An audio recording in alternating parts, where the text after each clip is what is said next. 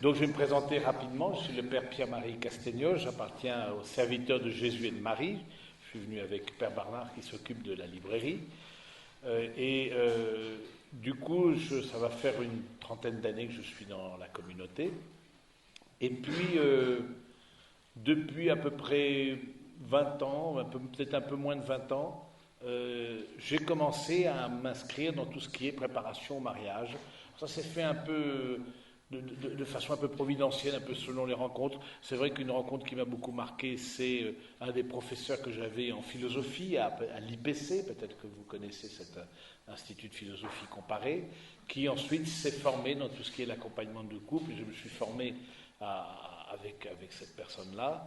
Et puis, plus récemment, je termine une formation de thérapeute de couple. Et ce qui fait qu'aujourd'hui, mon ministère, pratiquement, c'est les préparations au mariage.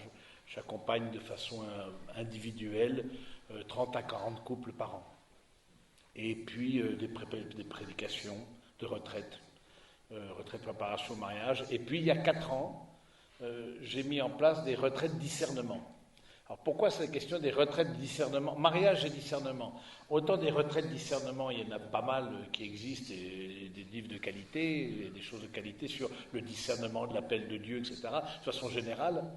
Mais le discernement, est-ce lui, est-ce elle? Et c'est vraiment le deuxième ouvrage que j'ai écrit, et sur cette question-là précise quelle clé on peut avoir pour discerner si, entre guillemets, c'est la bonne personne avec laquelle on choisit de faire route commune dans le mariage. Et là-dessus, à ma connaissance, il n'y a pas beaucoup de livres sur cette question particulière, sur le discernement de sa vocation entre vie consacrée et vie mariage, ou entre vie religieuse, etc. Bon, il y a beaucoup de choses, mais là-dessus, non. Et donc, je mis en place il y a maintenant, ça va faire en octobre 2014, des retraites vers le discernement, mariage et discernement. Et c'est vrai que ça a été une surprise de voir que il y a énormément de demandes. Énormément de demandes, en tout cas, de ceux qui s'inscrivent dans un mariage à l'église. Bon, c'est pas tout le monde, déjà, premièrement. Et deuxièmement, de personnes qui veulent vraiment, en amont des fiançailles, qui veulent avoir des clés pour discerner. Parce que ma conviction est la suivante, c'est que, dans ces années de préparation au mariage, je me suis rendu compte qu'au fond, il manquait une étape. Si sur le papier, les fiançailles restent un lieu de discernement encore, voilà, même après les fiançailles, l'Église dit, là vous êtes encore en discernement, vous pouvez arrêter à tout moment, etc., etc. Bon, la réalité, c'est pas ça. La réalité, c'est que les fiançailles, surtout dans des familles, je vais dire un peu traditionnelles, classiques, les fiançailles, c'est déjà, on met les jeunes dans le toboggan, et ensuite, comme ça descend, et ils arrivent sur le mariage comme ça, on splatch, comme ça, bon, ça un peu comment ça. Alors on splatch, on espère que c'est plus ou moins en douceur, mais bon, pour sortir du toboggan, il en faut. Il en faut, d'autant plus si vous avez versé des arts. On peut éventuellement être un petit peu tendu quand on a déjà payé la moitié du tantiste, la moitié du DJ, la moitié du machin, etc. Mais bon, la réalité, du coup, je me suis dit, il faut quelque chose en amont. Et d'autant plus que dans la vie religieuse sacerdotale, on a multiplié les étapes. On a multiplié les étapes parce que, bon, alors c'est vrai que c'est un appel particulier, c'est la question du célibat consacré, etc., la maturité affective, tout ça. Du coup, les supérieurs de séminaire et les supérieurs religieux ont voulu vérifier, avant l'engagement définitif, la validité, la maturité du candidat. Mais je trouve que pour le mariage, qui est un engagement à vie, il n'y a pas d'étape antérieure. Il n'y a pas d'étape, on débarque directement il y a une préparation au mariage, et l'Église a fait beaucoup d'efforts pour tout ce qui est préparation au mariage depuis, je vais dire, 20-30 ans. À ma génération, là je vais avoir 60 ans, mais il y avait un peu de préparation au mariage, mais très peu, et maman qui a 86 ans a eu 0 préparation au mariage, où c'était la cérémonie, point barre. C'était même pas un sujet, quoi. Donc du coup, c'est intéressant de voir que l'Église, quand même, face à la quantité de séparation, etc., c'est dit, ben, il faut mettre... Mais quand on est en préparation au mariage, on est déjà avec une date de mariage, etc. Il faut quelque chose en amont. Il faut quelque chose en amont où les jeunes puissent discerner en toute discrétion, sans avoir informé les parents. De fait, ils peuvent venir seuls à cette retraite ou à deux, alors qu'en général, une retraite de préparation au mariage, c'est mieux de venir à deux. S'ils viennent seuls, c'est un petit peu préoccupant. Mais du coup, ça peut être voilà, un petit warning qui s'allume. Mais du coup, c'est retraite discernement. Et donc, j'ai vu que ça commençait, j'en ai fait 2 d'abord, puis ensuite 4, et puis à l'abbaye, puis ensuite, j'en ai 2, je prêche aux Béatitudes à Nouan-le-Fuselier, je fais 6. Il y a une retraite qui existe chez les jésuites à Clamart, Soulier, Essel, etc. Mais il y a relativement peu de propositions, alors que dans la préparation au mariage, il y a beaucoup de choses qui existent et de qualité. Et du coup, voilà, et j'ai vu que ça vraiment, ça répondait à un vrai appel et éclairer l'intelligence, voilà. Et donc j'ai écrit ce 2e livre, après le premier sur la préparation au mariage, le 2e livre qui est sur la question du discernement.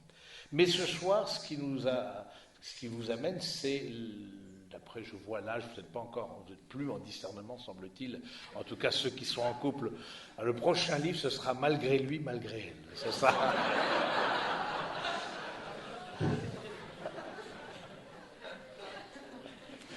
Donc, du coup, mais la question du rôle des parents ou grands-parents, parce que certains d'entre vous sont aussi grands-parents de personnes qui sont d'enfants ou de petits-enfants qui sont en vue. Quel est le rôle de ce qui est pas, parce que là aussi, je trouve qu'il y a besoin d'un éclairage pour vous, donc ça s'adresse à vous, on n'est pas dans la question du discernement, hein, comme si je m'adressais à des jeunes qui sont en amont des fiançailles, mais la question, donc, cette soirée a pour but de donner un peu des repères psychologiques, spirituels, utiles aux parents et de jeunes qui envisagent le mariage à l'église. Hein, et donc, la question... Le premier point qu'on peut essayer de travailler là-dessus, c'est le passage, j'allais dire, de copain à futur gendre ou future belle-fille. Ce passage-là, il est important, et quel est votre rôle là-dedans, et comment vivre ça? Il est important parce que j'insiste, en tout cas dans les préparations au mariage, pour dire que la connaissance de la belle famille ou de la famille, c'est une étape importante. C'est une étape importante, d'autant plus que, bon, je crois voir un peu dans vos familles, je suppose, comme dans la mienne, voilà, c'est pas tous les 4 matins qu'un fils, une fille débarque avec une personne en disant, voilà, je vais vous présenter un tel, etc. Donc, c'est un moment clé. Qu'est-ce qu'il faut faire, qu'est-ce qu'il ne faut pas faire, entre guillemets. En tout cas, ce à quoi il faut être, c'est plutôt vous éveiller à un certain nombre de choses pour pas vous... premièrement, c'est une progressivité dans l'accueil. Progressivité dans l'accueil. Là aussi, je suis très à fond sur la question de la progressivité. Par exemple, je trouve qu'il faudrait redonner aux fiançailles toute leur place. Il y a un rituel dans l'Église spécifique qui s'appelle les fiançailles et qui consiste à la fois de se recevoir la bénédiction du Seigneur pour cheminer vers le mariage. Hein, les familles se rencontrent, etc. Puis c'est après la mystique, c'est la mastique, donc du coup c'est tout ce qui est un bon gueuleton, etc. Mais tout ça est très important.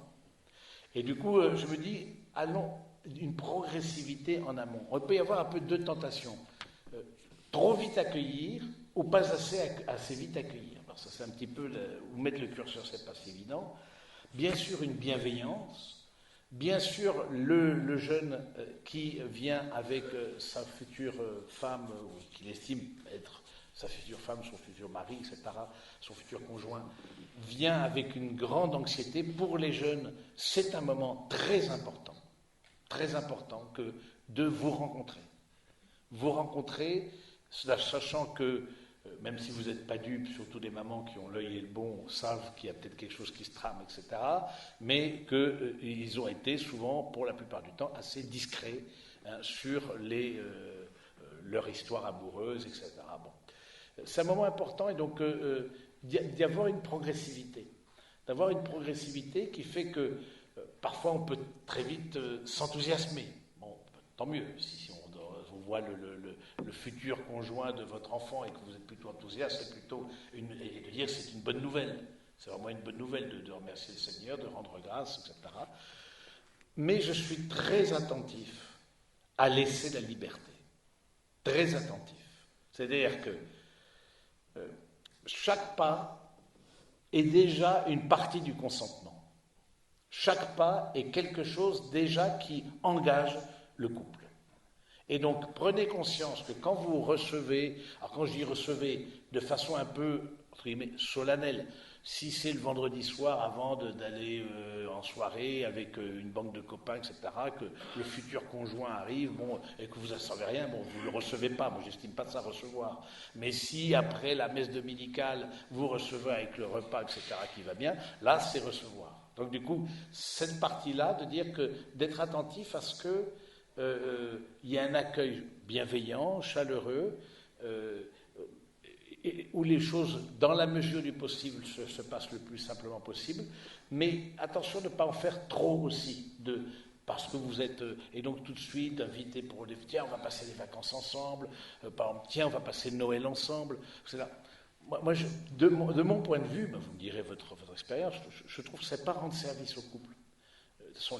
S'ils s'engagent dans un mariage à l'église, ils en prennent au bas mot, je vais dire, pour 50 ans, donc surtout avec l'allongement de la durée de la vie maintenant, donc du coup vous avez de plus en plus, donc vous aurez le temps de faire connaissance, il n'y a pas de panique, et plus qu'il n'en faut même, donc du coup soyez tout à fait rassurés là-dessus.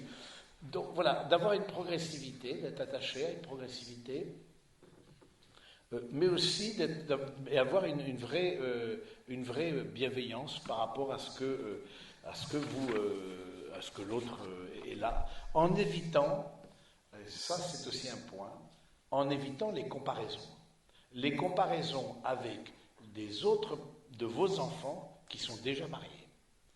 Parce que ça c'est un point qui n'est pas évident, où, quand on voit que il arrive après, c'est souvent le cas, quand les familles a 3-4 enfants, etc., que ce soit l'aîné ou pas l'aîné, parce que ce n'est pas forcément dans l'ordre, et bien du coup de dire, ah tiens, avec une telle, avec ta belle-sœur, tu vois, ça s'est passé complètement différemment. Hein, je veux dire, ah ben non, c'était pas... De commencer à faire des réflexions, à être un petit peu...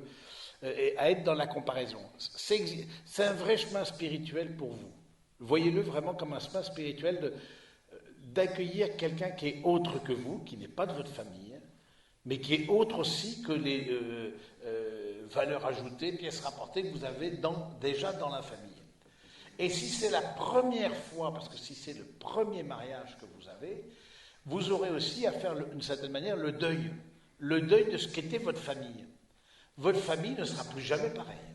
Elle sera autre, elle sera ni mieux ni moins bien, bon, on espère un peu mieux, mais elle sera autre. Elle sera autre.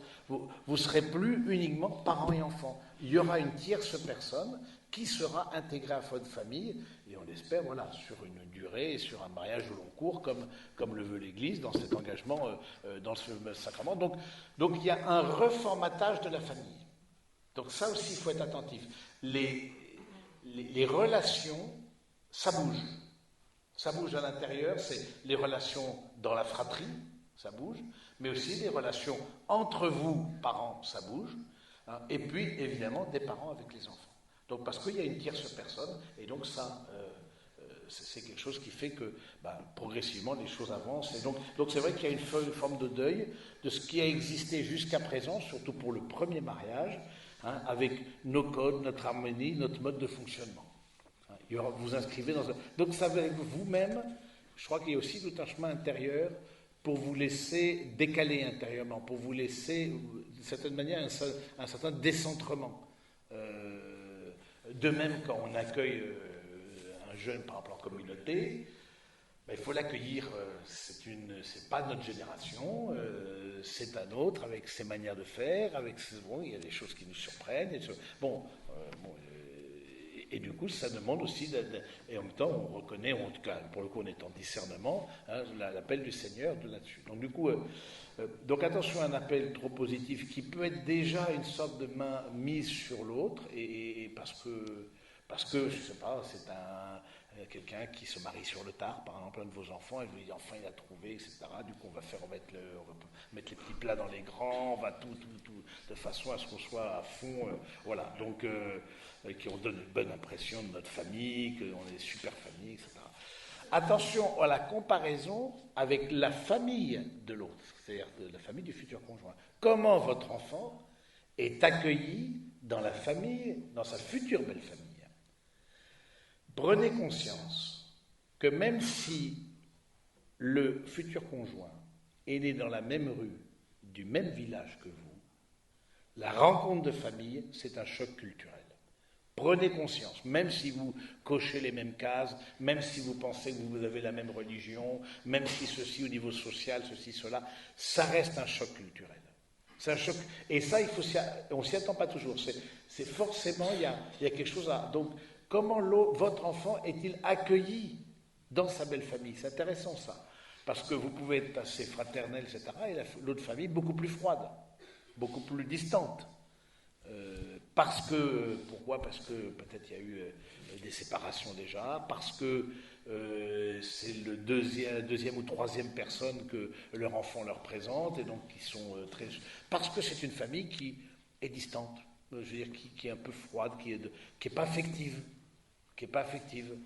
hein, et ça, je pense que là aussi, soyez attentifs, vous ne fonctionnez pas pareil, vous allez devoir vous rencontrer, et en plus devoir vous rencontrer sans avoir cheminé ensemble, et devoir vous rencontrer alors que, bien souvent en plus, pour parler des questions d'argent. Donc déjà, les questions d'argent, c'est compliqué. Et rencontrer une famille qu'on ne connaît pas, qui n'a peut-être pas les mêmes codes que nous, qui n'a peut-être pas, etc. Donc l'accueil d'une certaine différence est intéressant. Donc le rôle des fiançailles, j'en ai parlé, je trouve que c'est vraiment important d'être assez attentif là-dessus. La question, est-ce que... comme votre regard sur l'union, sur le futur conjoint que votre enfant vient vous présenter. Là aussi, je trouve ça, une fois que ça a cheminé, etc., dans les familles, je vais dire, plus traditionnelles, on demande la main, etc. Bon, là aussi, je suis, au risque de vous paraître très vieux jeu, je suis pour.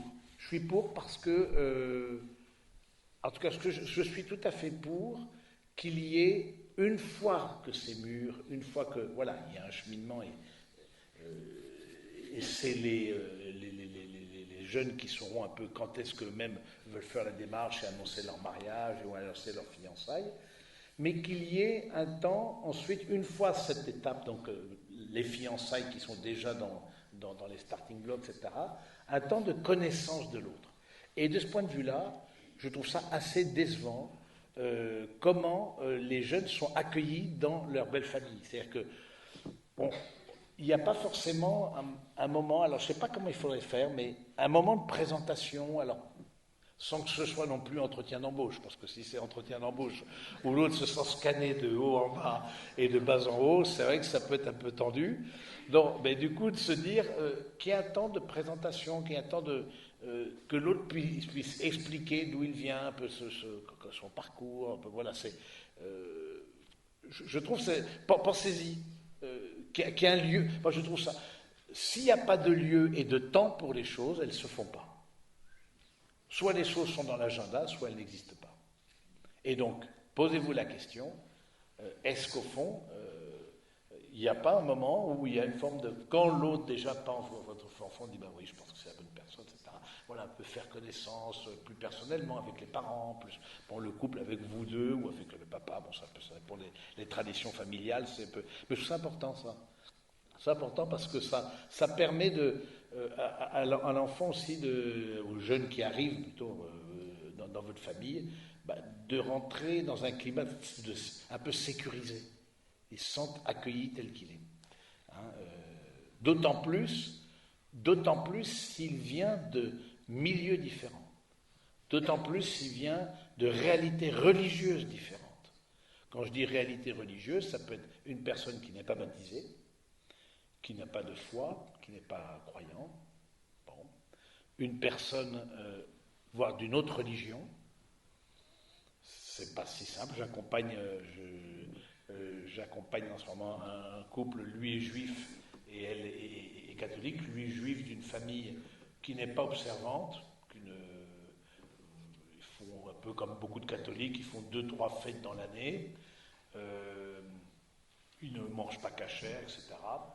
Et lui est encore moins observant que ses parents. C'est-à-dire, quelque part, le fait du mariage l'a rapproché un peu de sa tradition religieuse, en tout cas de la perspective du mariage.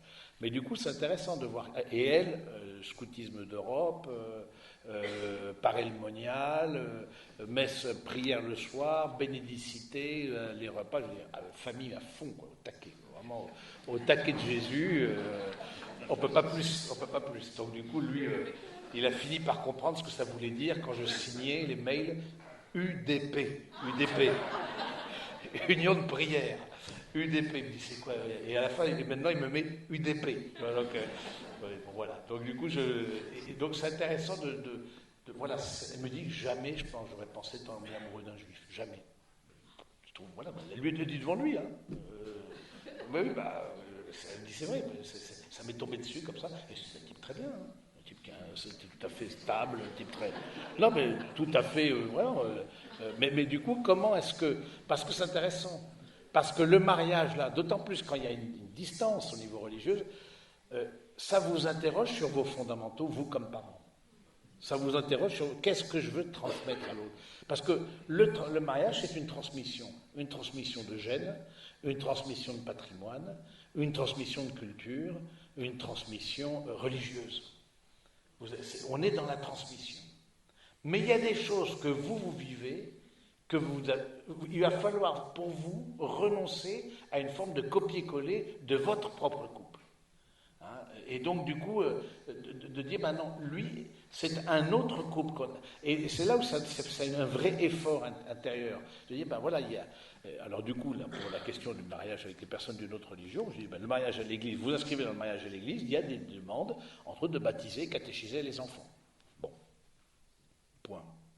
Je dis, si vous ne voulez pas ça, vous ne mariez pas à l'église. Mais ça, c'est vrai pour tout le monde.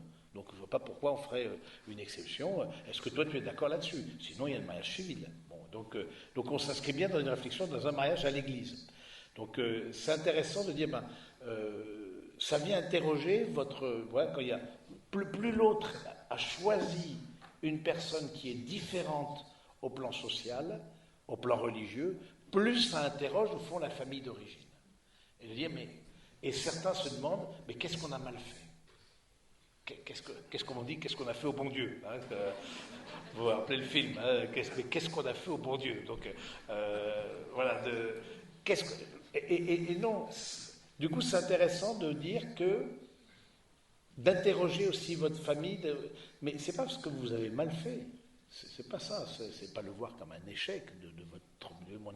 Oui, mais du coup, les enfants, ceci, bon, non, c'est juste que l'autre a choisi.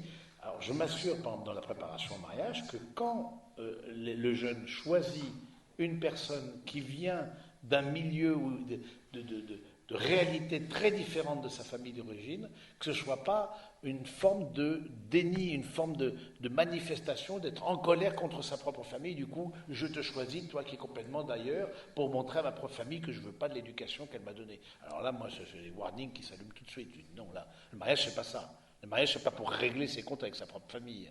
Sinon, ça ne veut rien dire. Là, tu te mets dans quelque chose qui va direct dans le mur. Donc du coup, mais voilà, ça interroge vos fondamentaux, ça interroge pourquoi vous faites ceci, pourquoi vous avez fait cela, et puis d'autres qui viendront et vous interrogeront. Ah oui, mais pourquoi vous faites ça? Pourquoi je sais pas, dans des familles un peu traditionnelles, on mange à table, il y a beaucoup de codes à table. Parfois, il y en a qui mettent carrément un plan de table, tu le mets là, tu le mets là. D'autres, ils n'arrivent pas, dans notre famille, là où il y a une chaise de libre, on s'assoit. Bon, voilà, il y a des choses comme ça. Et du coup, l'autre va découvrir les codes de votre famille, les rituels aussi familiaux. C'est intéressant. Vous pensez à vos rituels familiaux. On a parlé du dimanche midi, le repas dominical. Alors, ceux qui ont leurs enfants, bon, c'est peut-être moins le cas à Compiègne, mais dans les grandes métropoles, parfois ils ont leurs enfants proches, vivants dans la proximité. Parfois, il y a un rituel, on se retrouve le dimanche midi ensemble pour déjeuner, etc. Ou alors les vacances. Ou alors, voilà. Donc vous avez un certain nombre de rituels, mais l'autre famille a aussi des rituels. Et la question, et j'aborde la question dans le livre là, sur le discernement, comment faire pour que, entre les deux familles, il y a ce qu'on appelle la loyauté, les questions de loyauté. C'est-à-dire que il y a vous avez plus on aime quelqu'un, plus on a d'attentes pour lui. Plus on aime quelqu'un, plus on a d'attentes pour lui. Et évidemment, vos enfants, vous avez des attentes. C'est évident. Ça ne peut pas être autrement. Et c'est normal. Il n'y a ni à culpabiliser, ni quoi qu'est-ce. Non, plus on aime quelqu'un, plus on a d'attentes pour lui. Non. Donc, ça veut dire que l'enfant, quand il naît, il perçoit l'attente des parents et donc il essaye, comme il peut, de répondre à l'attente des parents. Mais qu'est-ce qui fait que quand on choisit un conjoint, ça ne répond pas à l'attente des parents? On sent que c'était quelque part pas la belle-fille idéale ou le genre idéal qu'on présente, mais quelqu'un qui en fait surprend. On n'aurait jamais pensé que tu te serais marié avec cette personne-là, etc. Un style-là. Bon, il m'arrivait comme ça d'accompagner des couples, mais vraiment très différents. Hein. Mais du coup, je dis, soyez attentifs, vous jeunes, à envoyer des signes d'attachement à vos familles d'origine, à vos parents. C'est-à-dire de dire, si je choisis quelqu'un qui est différent, c'est pas contre toi, papa, maman. C'est pas parce que je ne t'aime pas. C'est pas parce que j'ai pas aimé l'éducation que tu m'as donnée. C'est pas parce que ceci, parce que cela. Non, c'est juste que j'ai trouvé cette personne. Il y a quelque chose qui est difficile parce que quelque part, vous parents, vous renoncez aussi à occuper une certaine place dans le cœur de vos enfants, place qu'occupera le futur conjoint. Et donc il y a aussi un deuil. C'est-à-dire, il y a une partie de votre enfant qui vous échappe. Ça, c'est évident. Il y a une partie de votre enfant qui vous échappe et qui fait que... et c'est vrai que parfois, c'est une forme...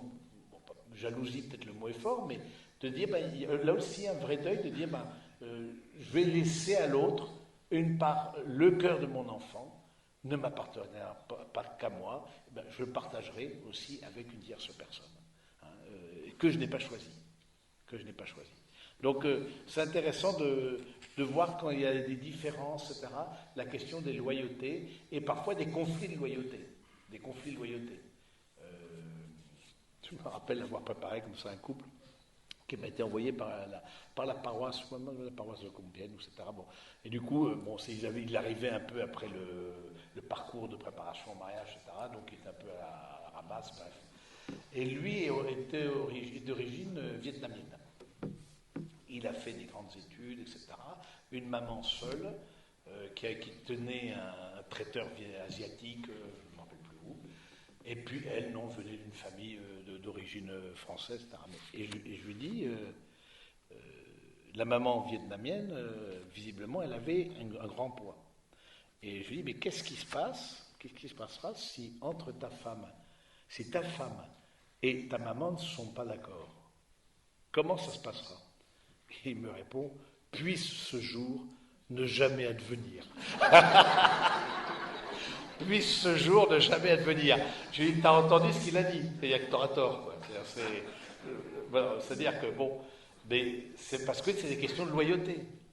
C'est des questions de loyauté.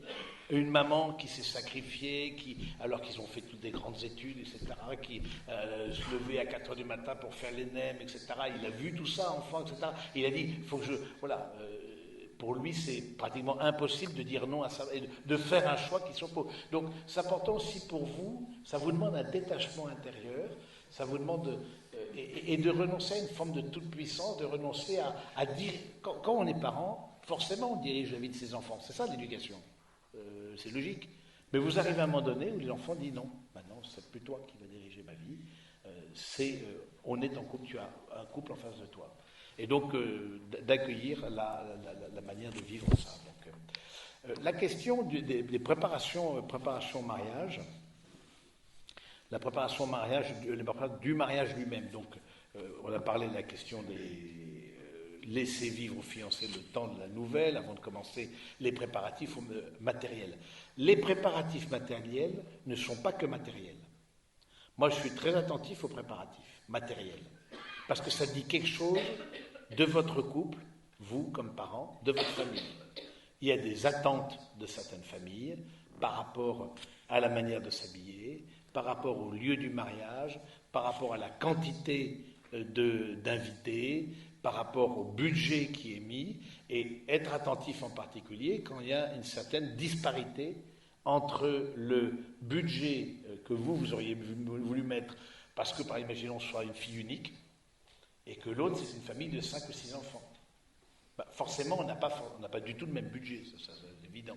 Donc comment est-ce que je suis attentif à ne pas faire que l'autre se sente, voilà, voilà, donc les questions d'argent sont des questions délicates parce que si l'autre famille se sent un peu, méprisée, le mot est fort, mais mis de côté voilà, donc en tout cas, ne pas prendre de décision sans consulter vos enfants. Ça, en matière, encore là, il y a un couple, là, il n'y a pas très longtemps que j'accompagne, c'est-à-dire, oui, mais la maman de lui a déjà signé pour le dentiste, pour ce sans consulter. Et elle était folle. Je dis, mais c'est quoi ce truc-là? Non, on fait les choses, on nous consulte. Et c'est là la grande différence avec peut-être ma génération, ceux qui sont autour des 60, etc., c'est que la grande différence, c'est que dans ma jeunesse, c'était les parents qui organisaient et invitaient leurs amis. Et aujourd'hui, c'est les parents qui organisent et qui financent toujours, mais c'est plus leurs amis. C'est-à-dire que c'est... il y a quand même un peu d'amis, mais il y a beaucoup les amis des enfants. Les enfants veulent avoir vraiment leurs amis. Et voir quand les enfants aussi ne prennent pas en charge une partie du mariage au plan matériel. Parce qu'on se marie de plus en plus tard.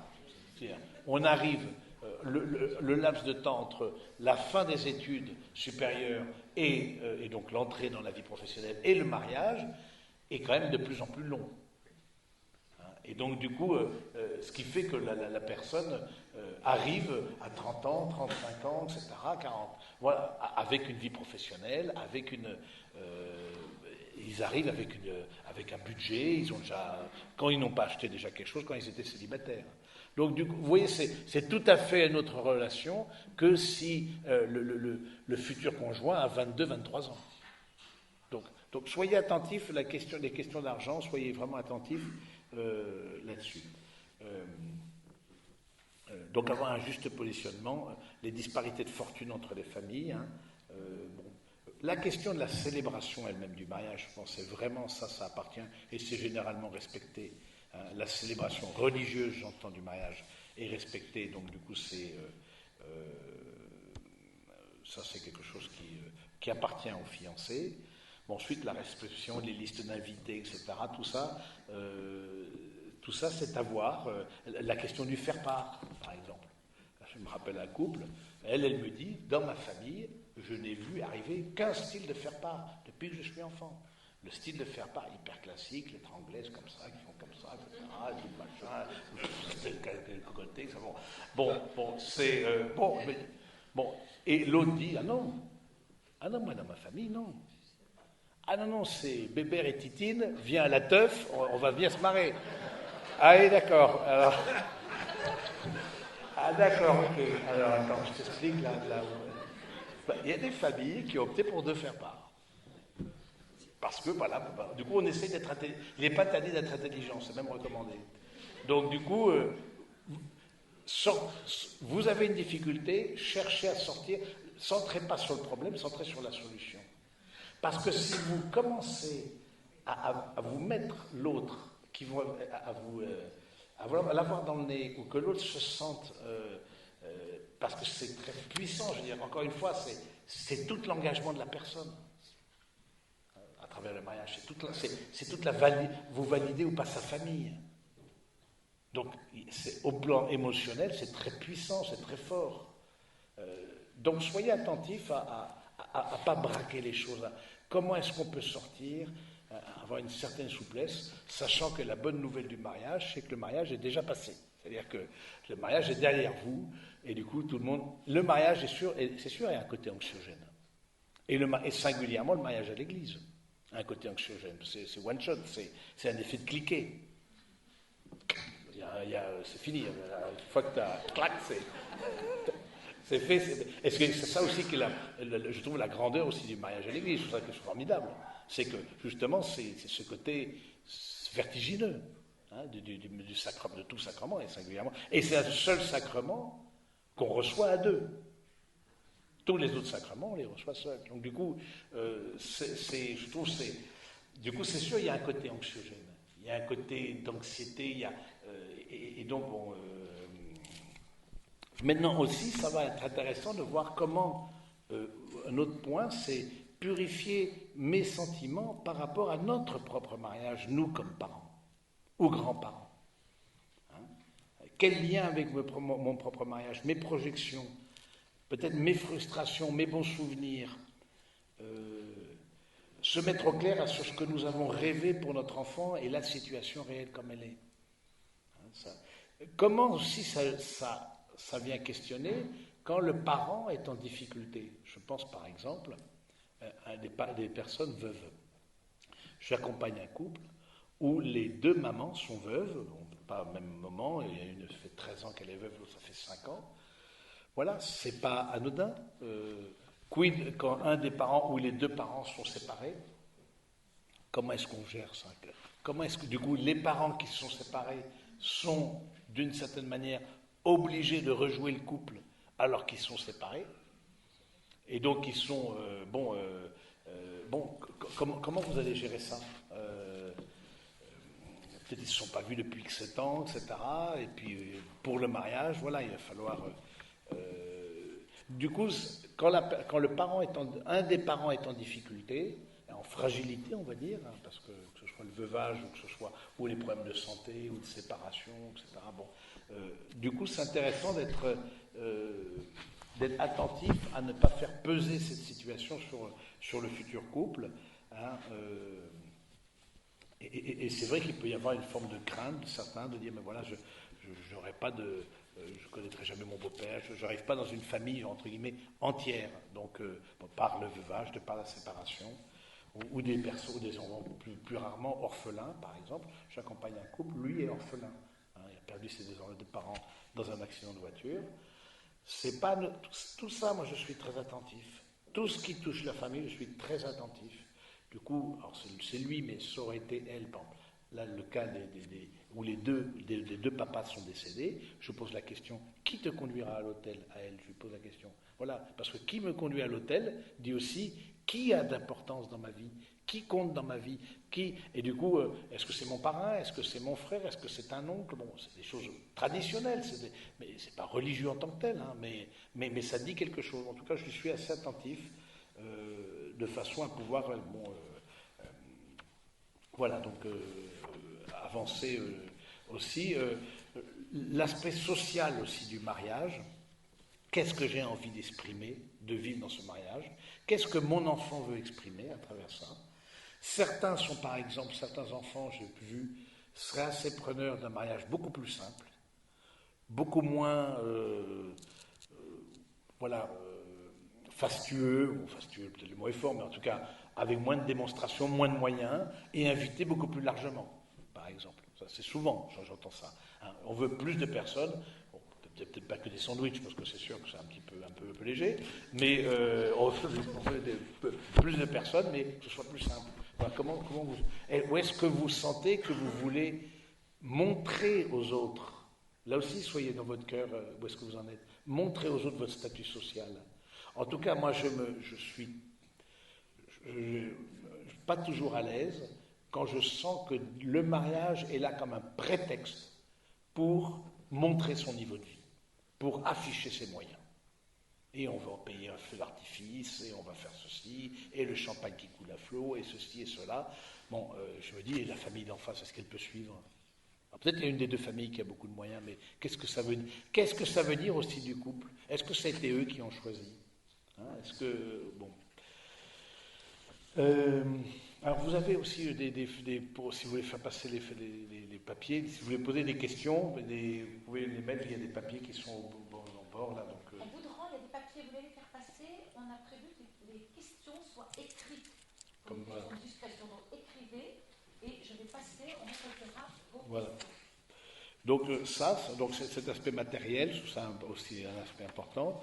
le choc culturel, j'en ai un petit peu parlé. Sachant aussi que vous n'êtes pas à même, vous n'êtes pas invité à devenir les meilleurs amis de la belle famille. Enfin, je pense que là aussi, vous avez quelque chose, vous n'êtes pas amené à amener les meilleurs amis de la belle famille. C'est des personnes voilà, que vous ne connaissez pas, dont vous faites la connaissance. Et même si vous les connaissiez, alors ça c'est aussi intéressant. C'est bon ? Même si vous les connaissiez, c'est pas pareil d'être ami et de devenir belle famille. Vous comprenez ce que je veux dire ? Je connais, ah bah oui, c'est les Intel, etc. On se rencontrait 2-3 fois, etc. Mais non, c'est super. Moi, je dis, on est en terrain miné. Pourquoi ? Parce qu'on ne voit pas que une chose être ami, autre chose belle famille, c'est-à-dire autre chose d'attendre une transmission de patrimoine, comme je vous l'ai dit, culturelle, religieuse, et la manière aussi de vivre la vie religieuse à l'intérieur même du catholicisme est différente. Des personnes qui sont plus du rite traditionnel, tout en étant dans l'Église catholique, d'autres qui sont plus sensibles à Thésée, d'autres qui sont plus sensibles à ceci, à cela, etc. Donc les manières de vivre aussi diront aussi de l'exprimer votre famille. Donc soyez attentifs là-dessus à dire... vous rentrez dans une altérité, ce qu'on appelle l'altérité. C'est-à-dire, l'autre est autre que moi. C'est ça que ça veut dire l'altérité. Et l'altérité, c'est toujours difficile. Que l'autre soit autre que moi, c'est compliqué. On le vit en communauté religieuse, on le vit dans le couple, et vous le vivez par l'accueil de la future belle famille et éventuellement du futur conjoint de votre enfant. C'est quelqu'un qui est autre. Une conversation profonde avec votre fils, votre fille, ça peut être aussi intéressant une période de joie, mais en même temps, voilà, il y a des choses pour lesquelles on n'est pas forcément... On a nos attentes, on veut rendre aussi un certain nombre d'invitations, surtout le premier mariage, dans certains... Voilà, on dit on rend les invitations, etc. Donc, bon, la découverte la découverte aussi des valeurs qui vous tiennent à cœur. Hein, et je redécouvre mon enfant sous un autre aspect. Il se présente comme couple. Face à moi, il ne se présente plus comme enfant ou petit enfant. Il se présente comme un couple. Et donc, du coup, c'est un vrai décalage. Mon fils, ma fille n'est plus dans un rapport parent-enfant, mais déjà un couple avec un autre couple. Et c'est ça une éducation réussie. Une éducation réussie, c'est une éducation où, au fond, l'enfant devient un alter ego. C'est ça l'éducation réussie. C'est l'enfant devient un adulte qui passe d'homme à homme, de femme à femme. Voilà, c'est un alter ego. C'est quelqu'un qui n'est plus en une certaine soumission ou manipulation ou emprise, non, qui peut dire je. Et dire je, c'est aussi pouvoir dire non. Donc, est-ce que vous laissez la possibilité à vos enfants de pouvoir aussi dire non à un certain nombre d'attentes que vous avez? Donc, est-ce que vous leur laissez la possibilité? Ça, je crois que c'est quelque chose d'important. La question des choix spirituels du couple, là, je pense par un couple que j'accompagne où elle est protestante, lui catholique et lui très impliqué, disons, la famille de lui moyennement impliqué, mais la famille de lui très impliquée dans la foi, etc., à fond, etc., et dit, je lui dis, mais est-ce que ce sera une messe ou est-ce que ce ne sera pas une messe? Parce que je me rappelle comme ça avoir préparé un super couple, lui protestant et le catholique et bretonne, ce qui rajoute... catholique c'est une chose, mais bretonne catholique c'est autre chose encore. Ça, je ne sais pas s'il y a des bretons dans l'assemblée, mais c'est pas pareil. Il y a un gros poids de la tradition, etc. Et lui, protestant, de chez protestant, les parents impliqués dans la communauté, vraiment un couple super. Bon. Voilà, du coup, ils ont dit, la grand-mère était désolée que le jour du mariage de sa petite-fille, il n'y ait pas de messe. C'était une bénédiction. Pourquoi? Parce que le pasteur, donc cette présence en présence du pasteur, on avait vu ensemble que c'était le lendemain qu'on allait faire une messe d'action de grâce. Sinon, le pasteur, toute la partie déjà sacrement, il est à côté en mode pot de fleurs, il regarde. Si en plus ça se rajoute la partie Eucharistie, du coup, les 3/4 du temps, il est à côté, quoi. Il ne fait rien. Bon, on n'accueille pas dans la célébration eucharistique des personnes d'un autre qui ne sont pas dans l'Église catholique, bon, ça c'est logique. Et donc du coup, donc voilà, ils ont fait des choix. Alors ce choix-là, mais c'est un super couple, c'est voilà. Et du coup, le lendemain, on a fait cette action de grâce à l'église du village, tout le monde y était. Bon, c'était super, mais c'est vrai qu'il y a un petit pincement de cœur. Il n'y aura pas de communion le jour du mariage de ma petite fille. Bon, voilà. Il y a quelque chose auquel renoncer, qui vous aurait bien plu, mais qui, pour la circonstance, en revanche, les enfants sont catéchisés, baptisés. Bon, c'est un couple qui a 10 ans, au moins 10 ans, un peu plus même de vie de couple. Mais voilà, je pense aussi les choix spirituels du couple, du jeune couple qui se construit, de les respecter, les accueillir, d'autant plus si l'autre n'a pas du tout d'éducation chrétienne, ou pas d'éducation chrétienne, ou vient d'un milieu tout à fait déchristianisé, ou simplement un baptême, les parents ont vu de la lumière, ils sont rentrés dans l'église, ont baptisé, ils sont sortis, ils ne sont plus jamais rentrés, quoi. Donc, ça, j'ai accompagné un couple, voilà, il me dit, mais moi j'ai rien reçu. Mais lui, c'est très beau, parce qu'il me dit, ce que veut l'Église, moi je le veux. Liberté, indissolubilité, fécondité, fidélité, pour moi, ça c'est, je signe partout. Bon. Remarquez bien qu'on ne demande pas la foi. On ne demandera pas dans le dialogue entre le prêtre et les fiancés, on ne demandait pas, avez-vous la foi? Dans aucun sacrement, on vous demande est-ce que vous avez la foi? Quand vous allez communier, est-ce que vous avez la foi? Comme ça, non, on ne demande pas. Quand vous allez baptiser, c'est la foi des parents, mais bon, on questionne la foi. Bon, mais ensuite,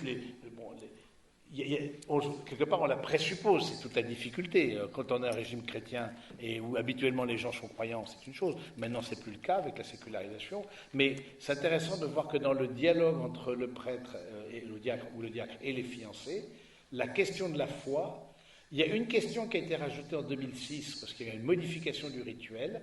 Cette question-là, c'est acceptez-vous de prendre votre place dans le monde et dans l'Église? C'est-à-dire que le mariage, vu comme un envoi, comme une messe d'envoi, quelque chose qui envoie, un envoi vers le monde, je trouve ça mais qui est optionnel. C'est optionnel parce que certains ne... Voilà, donc la question des choix spirituels, sachant qu'une chose, c'est que, et ça j'invite aussi les jeunes là-dessus, une religion, c'est une vision du monde. Ne sous-estimons pas. Un milieu social, c'est une vision du monde. Prenez conscience que vous portez avec vous, comme chacun d'entre nous, une vision du monde. Et donc, mais à l'intérieur même de l'Église catholique, encore un couple que j'ai vu samedi dernier, etc., elle beaucoup plus traditionnelle que lui, bon, baptisé, communié, mais bon, ensuite, famille peu pratiquante, etc., elle, famille pratiquante, la défense, les trucs pour la vie, les veillées de prière pour la vie, le mariage pour tous, il chauffait le pavé parisien, toute la famille à fond, dans les manifs pour tous et compagnie, bon, lui, pas du tout. Lui, on n'a été aucune manif, on n'avait rien fait. Pour les homos, ils se marient pas, moi c'est un peu égal, etc. Mais il est catholique, il est baptisé, il a fait la communion, il a même fait la confession. Donc il n'y a pas forcément, ma manière d'être catholique, sont pas forcément, c'est la différence entre une église et une secte. C'est que il n'y a pas qu'une seule tête, quoi. Donc prenez conscience que même si l'autre est dans l'église catholique, il a l'approche qu'il a, et j'ai souligné, vous venez d'approches, de mondes qui sont très différents.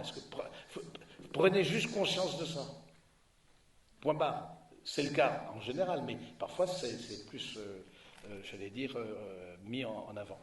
Voilà un petit peu ce que je voulais vous dire. Peut-être commencer à voir les questions que vous pouvez vous poser, et puis voilà.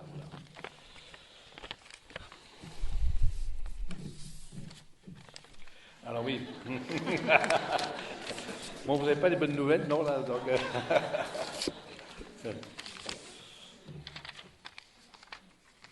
Alors, quelles précautions prendre dans ces moments à l'attention des frères et sœurs et plus petits? Ah oui, alors intéressant ça.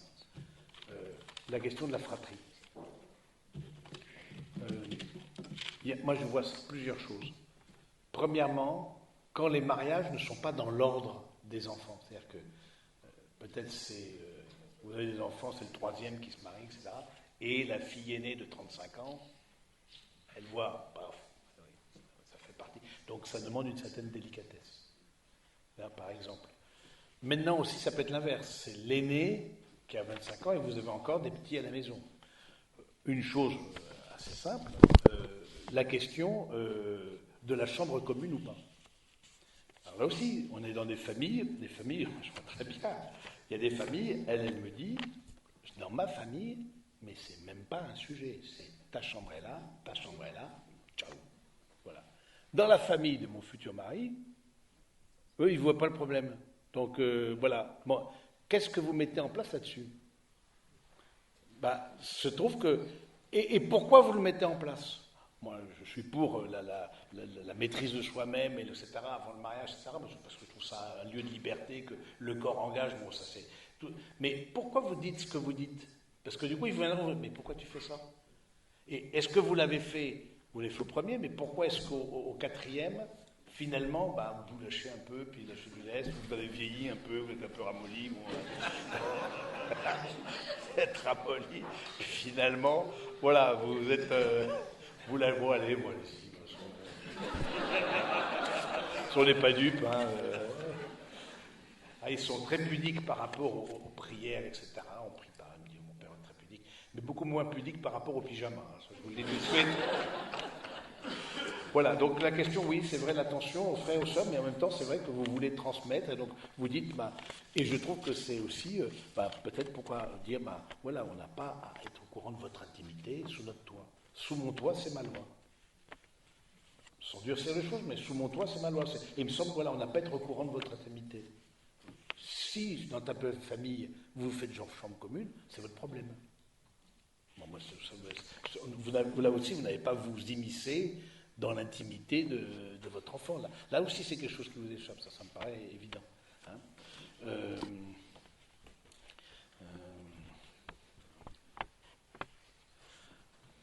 Alors, là aussi, pas mal, c'est sur la fratrie, c'est intéressant. Les rapports sont différents. Voilà. Quelle position du grand frère qui s'est marié par rapport à la petite sœur de 18 ans, qui ne vivent pas très bien le fait qu'ils viennent moins et ne prennent pas beaucoup de nouvelles. Ce ne sera jamais ton frère comme ça a été ton frère avant le mariage. Ton frère qui a joué avec toi, parce qu'il a 28 ans, il a 10 ans de plus, c'était ta petite sœur, ton frère c'était ton héros avec ton papa, ton idole, etc. Oui, mais ce sera jamais comme ça. Plus comme, et c'est bien pour toi, jeune fille de 18 ans, que tu dises ce ne sera plus jamais ça, parce que du coup il occupera une autre place pour moi. Il sera important dans ton cœur, mais aussi toi tu le laisses aller son chemin. Toi, comme sœur cadette, etc., tu le laisses aller son chemin, etc. Si ma fille est rejetée par sa future belle-mère, est-ce que c'est difficile, tenable dans un... Alors pourquoi est-ce rejeté? C'est intéressant. Qu'est-ce qui fait qu'un de vos enfants n'est pas accueilli dans la belle famille en face? Et c'est vrai que... Qu'est-ce que ça veut dire de la belle famille? Voilà. Qu'est-ce que... Ça veut dire ensuite de la préparation matérielle du mariage, parce qu'à mon avis, ça doit être plutôt tendu. Et puis après, qu'est-ce qui fait? Est-ce que c'est le garçon, imaginons, qui n'a pas ce qu'on appelle, dans le livre là, sur le discernement, le premier chapitre, on m'a dit est un peu compliqué, c'est vrai, il faut un peu s'accrocher, c'est ce qu'on appelle la différenciation. C'est-à-dire, vous n'êtes pas vos enfants ne sont pas vous. Point. Ils ne sont pas à devenir ils ne sont pas appelés à être comme vous. Ce qu'on appelle mais il y a des familles où on ne fait pas ça. Ce qui fait que l'autre est scotché quand même. Je me rappelle, c'était une jeune fille, etc. Elle me dit, je n'oserais pas mettre un prénom à mes enfants que ma mère ne validera pas. Je dis, mais attends. J'ai enlevé mes lunettes, j'ai pris les lunettes. Oui, ça c'est... Elle dit, maman, j'appelle maman 2-3 fois par jour pour un truc, j'ai vu une brosse et machin, etc. Les groupes WhatsApp. Voilà, par exemple, on affiche son bonheur face à l'autre. Bon, il y aurait tout un truc à faire là-dessus, mais il y a des gens qui sont des enfants qui ne sont pas différenciés, c'est-à-dire qu'ils ne... ils ne sont pas rentrés, ils ne sont pas devenus adultes, ils sont encore... Et donc, est-ce que le cas de ce futur gendre, est-ce que c'est ça? Est-ce que c'est quelqu'un qui est... Ou est-ce que c'est aussi des familles, parfois des familles qui sont toxiques? Maintenant, un cas comme ça, évidemment, ça doit être accompagné, parce que sinon... alors, faut-il laisser les jeunes fiancés vivre ensemble avant le mariage? Ils ne vous demandent pas votre avis, premièrement. Donc, premièrement, c'est vrai que moi, je ne suis pas pour. Pourquoi? Parce que, encore une fois, mais aussi c'est important d'avoir des arguments, c'est de dire en quoi le mariage... J'accompagne des couples qui vivent ensemble avant et des couples qui ne vivent pas ensemble. J'accompagne les deux. Je ne suis pas pour. Pourquoi? Parce que je dis, mais en quoi le mariage sera un avant, un après, alors? Si quelque part vous avez tout expérimenté de la vie matrimoniale, sauf souvent les enfants qu'on réserve à l'intérieur du mariage dans les familles plus classiques. Mais sachez quand même qu'en France, 66% des enfants qui naissent hors mariage civil. Donc voilà, donc c'est aussi, vous appelez bien de savoir dans quel monde on est de situé. Maintenant voilà, vous dites, ça vous surprend, je crois, alors, ça n'aide absolument pas au discernement. 90% des couples qui se séparent ont vécu ensemble avant le mariage. Parce que c'est quoi ça, ce truc-là? C'est souvent une manière de se rassurer. Est-ce qu'on est compatible? Est-ce qu'on est machin? Est-ce qu'on est ceci? C'est complètement inefficient. Mais inefficient complet. Je trouve beaucoup plus constructif de ces temps de respiration. On est ensemble, pas ensemble. Ou alors ça peut être aussi, plus compliqué encore, des questions financières. Ah ben on est à Paris, tous les deux, on ne va pas payer de loyer. Parce qu'on termine chez l'un, on termine chez l'autre, on termine bon. Oui, mais justement, je trouve, c'est ça l'altérité, de dire qu'il y a un avant, un après. Il y a quelque chose, il y a une étape qui est franchie, et on peut très bien connaître l'autre. Je veux dire, il suffit de passer du temps avec l'autre, etc., en vacances, dans un groupe d'amis, pour savoir qui est qui. Je veux dire, il ne faut pas non plus. Donc, du coup, si on est un peu observateur, on le verra. Donc, je trouve personnellement, ça n'aide absolument pas. Voilà, maintenant, vous dites, ben voilà, je suis dans notre famille, ça se passe comme ça, chacun a sa chambre jusqu'au mariage, et puis voilà, parce qu'il nous semble qu'on n'a pas à être au courant de votre intimité. Voilà, vous n'êtes pas mariés, pour nous, ça fait passer un moment, et quelque part, il nous semble important aussi que pour votre liberté, que voilà, maintenant vous serez compris, vous ne serez pas compris. Ça, je pense qu'il faut renoncer à... Mais en tout cas, je pose la question aux jeunes, où est-ce qu'a été votre discernement? Vous êtes ensemble, ok, mais où est-ce que ça a été votre discernement? Est-ce qu'il y a eu à un moment donné... Bien souvent, et encore plus, j'allais dire, dans des couples que reçoivent les paroisses, parce que bon, ceux que je reçois, c'est un peu particulier, bon, mais les couples que reçoivent les paroisses, c'est vraiment le tout venant, c'est la première fois qu'on leur pose des questions. C'est la première fois que quelqu'un, un tiers, pose des questions à leur couple. Moi, je me méfie des non-choix. Une série de non-choix. Ah oui, on s'aime, on ne va pas payer de loyer, on ne va pas payer ça, on est ensemble. Et puis bon, finalement, oui, on est ensemble, mais finalement, il y a un enfant qui arrive là-dessus. Puis, ah oui, ben si on se marie, etc. C'est que des non-choix. C'est que des non-choix.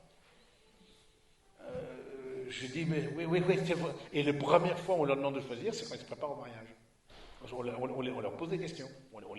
Donc, je trouve aussi, soyez attentifs là-dessus, à pouvoir leur poser des questions, etc. Quelques conseils pour guider ses enfants à respecter le corps. On a parlé de ça. Voilà. Oui. La question de ça, de respecter le corps, etc.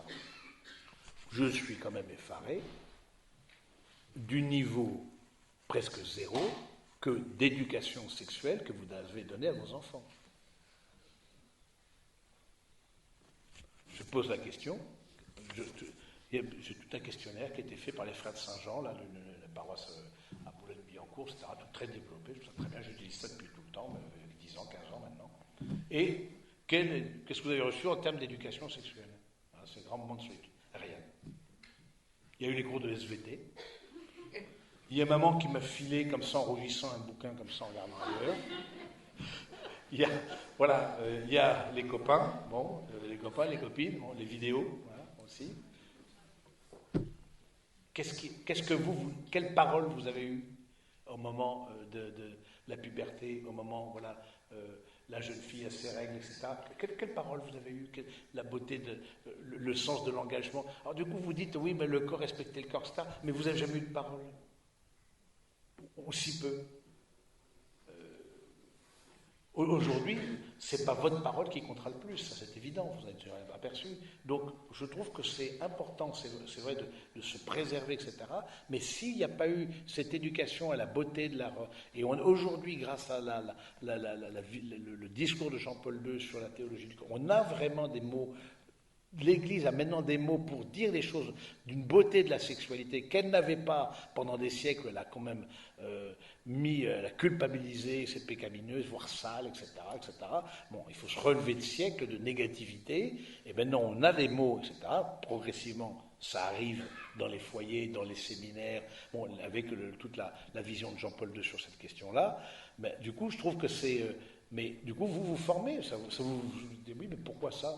Pourquoi pas? Bon, donc, par exemple, le corps engage la personne. Hein, le corps à corps, son cœur à cœur. Donc, du coup, c'est-à-dire que quand tu étais déjà, c'est ce que disait Jean-Paul II, le corps, c'est le langage le plus fort. C'est évident.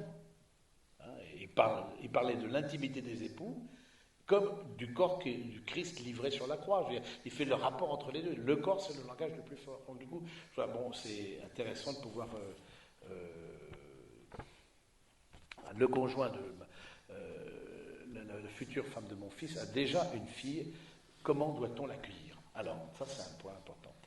Quand l'autre a déjà ou a été marié ou a eu un enfant ou pas marié mais a été en couple, etc., un enfant. Là, du coup, il m'arrivait bien un certain nombre de fois de préparer, là en ce moment je le fais, il y a un couple, lui il a eu 3 enfants d'une précédente union, ils ont obtenu la nullité, lui a obtenu la nullité, etc., mais il y a 3 enfants.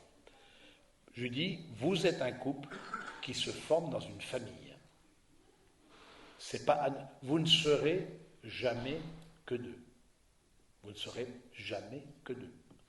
Parce qu'il y aura l'enfant du conjoint, là on parle d'une petite fille, de la future belle-fille, hein, il y aura le papa, cette fille a bien un père, quelque part dans la nature en tout cas, hein, donc du coup il y a le père. Déjà, on parle déjà de, avant tout mouvement,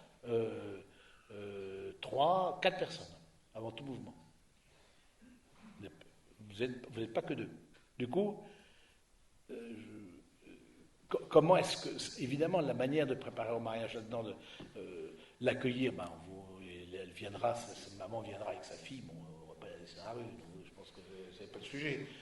Ben, vous l'accueillerez comme vous pourrez, voilà, mais cet enfant-là n'est pas votre petite fille.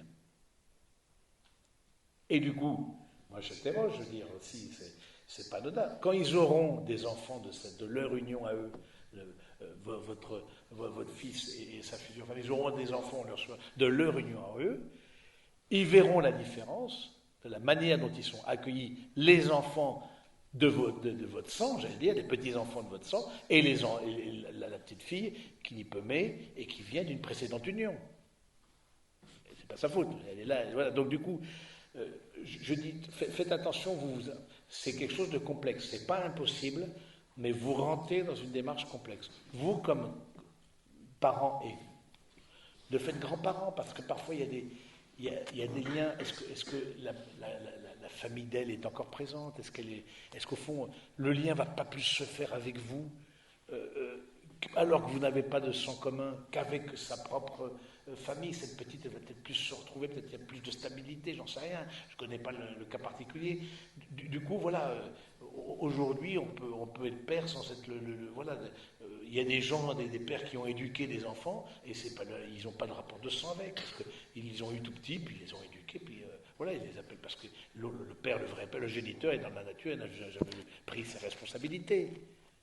Et il dit, mais le fils m'appelle papa, etc. Et ma fille, je la conduirai. C'est ma fille, je la conduirai à l'hôtel. Ils ne sont pas adoptés non plus, etc. Donc du coup, c'est, en tout cas, d'être attentif, de dire, il y a un enjeu que cette jeune femme qui arrive, avec une petite fille, avec des enfants, arrive dans une certaine situation de fragilité, d'une certaine manière, par rapport à vous, à votre, et du coup, bon, d'être attentif, comme pour toutes les personnes fragiles, voilà. Comment expliquer aux parents qu'il est bon et normal d'être déloyal? Ce n'est pas un manque d'amour. Oui, d'accord. Comment être déloyal, ce n'est pas un manque d'amour? C'est vrai, alors, quelque part, c'est vrai qu'à un moment donné, il y a des choses où vos enfants vous décevront. mais ce n'est pas un manque d'amour. C'est-à-dire que ils feront des choix, je l'ai évoqué rapidement, ils feront des choix qui ne sont pas vos choix. Comme vous avez fait des choix qui ne sont pas le choix de vos parents et beaux-parents. Vous avez fait d'autres choix. Il y a des choix, voilà. Donc, alors si vous avez eu des difficultés à être accueillis par vos parents, vos choix, vos propres choix, au niveau de la foi, au niveau de l'éducation des enfants, au niveau, etc. Parce qu'ensuite, la question se rejoue au niveau de l'éducation des enfants. Là aussi, il faut être très délicat, je veux dire. Attention de ne pas se mêler de l'éducation de ces petits-enfants. On parle des petits-enfants. Donc, voilà, donc ils feront des choix qui seront autres. Acceptez l'autre comme autre. Il y a des choses que vous désapprouverez. Bon. Voilà, vous ne comprendrez pas. Parce qu'il y a aussi une génération, mine de rien, entre les deux. Il y a 30 ans entre les deux, donc c'est vraiment une génération. Voilà, il y a des choses, c'est accepté, mais ce n'est pas forcément un manque d'amour. C'est là où je pense que c'est important, c'est que le fait de choisir ou de faire des pratiques qui ne sont pas les vôtres, ce n'est pas contre vous. Soyez attentifs à ça, ce n'est pas le rejet de votre propre éducation. Attendez, les jeunes ont peur de s'engager, les jeunes ont peur de s'engager, peut-on les aider? Attention, oui. Alors moi j'ai 2 coups de fil des parents, surtout qu'ils ne se marient pas. Donc, premier coup de fil des parents, surtout qu'ils ne se marient pas. Deuxième coup de fil, surtout qu'ils se marient. Donc c'est un peu les deux. Donc peur de s'engager, là vous allez vraiment vous rester. Vous pouvez dire, avoir peut-être un petit mot, mais mieux vous rester en deçà que d'aller au-delà. C'est-à-dire que vous estimez que oui, ça pourrait le faire, c'est vrai, pourquoi l'autre ne s'engage pas, et pourquoi, moi, je me rappelle les parents que j'ai eu il y a quelques temps, etc. Mais lui, il a sabordé la relation devant moi. Je veux dire, il est venu en retraite, devant moi, il a sabordé la relation. Je lui ai dit, mais écoutez, moi, je reprends ses propres mots. Oui, mais j'aurais pu l'encourager. Mais non, je suis en quoi? Pas moi qui me marie, ça ne vous aura pas échappé. Donc du coup, voilà. Donc peut-on les aider? Pas beaucoup. Là-dessus, pas beaucoup, je pense. Que faire, que dire, comment faire lorsque l'on est sérieuse? Réserve sur la famille, sur la fiancée. Oui, réserve sur la vie. Oui, alors, je pense que s'ils peuvent faire une retraite, c'est pas mal. Du coup, ou se faire accompagner, ou de dire aussi vos réserves. C'est délicat, parce qu'ensuite, s'ils se marient, c'est chaud, hein. J'ai eu un cas où c'était pire. Ils se sont séparés, les parents disent, ah, moi, je te félicite de t'être séparés. Finalement, ils se sont remis ensemble. Donc, tout ce qu'ils avaient dit au moment de la séparation, ils ont dû assumer, finalement, ils se sont mariés. Donc, du coup, c'était un peu compliqué à gérer, mais vous pouvez dire, ça nous paraît ceci. Là, ça peut être plus intelligent, c'est les frères et sœurs. Les frères et sœurs c'est beaucoup au niveau, on n'est pas dans le hiérarchique, on est dans la fratrie. Vous dites, qu'est-ce que tu fais là avec celle-là, c'est un truc de dingue, une liberté de parole, ou alors, voilà. Donc, maintenant, est-ce que, objectivement, c'est une mauvaise personne, ou est-ce que c'est pas la personne que vous avez rêvé, toujours la même chose? Voilà, mes amis, est-ce qu'il y a d'autres questions qui sont peut-être... je ne veux pas trop tarder, etc. Donc, du coup, il y a le Père Bernard patiemment attend, donc avec 2 livres. Il y a un livre que j'ai écrit sur la préparation au mariage, se marier et durer.